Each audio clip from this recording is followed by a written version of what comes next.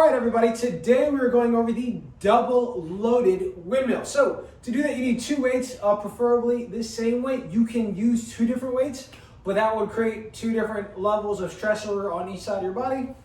Could be a problem, could not, depending on your skill level as well as your strength level. So I have two dumbbells, so that's what I'm going to use today.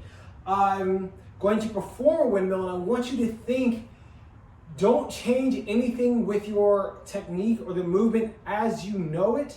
Instead, think, just engage your core harder and be more stable as you travel through the movement and possibly go through a longer range. Normally when I windmill, I touch the ground with the tips of my fingers. If I have a dumbbell, that's going to be slightly longer, about maybe like 3 or 4 inches as far as like the range of motion I'm going to travel through.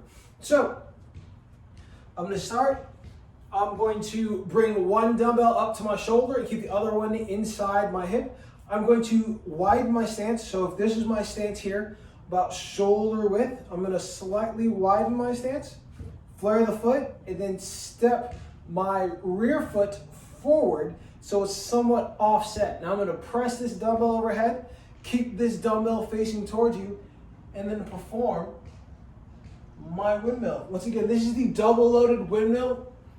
Really focusing on core engagement as I do this and lengthening and contracting the opposite side of the spine. So on my right hand, underhand that's facing towards you, my core is really tight and contracted.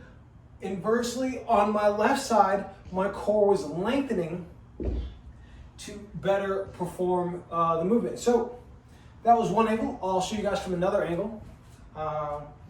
Let's do right here. I guess this might help. Once again, side angle. Sorry, almost fell. Boom. All right, so pressing dumbbell overhead.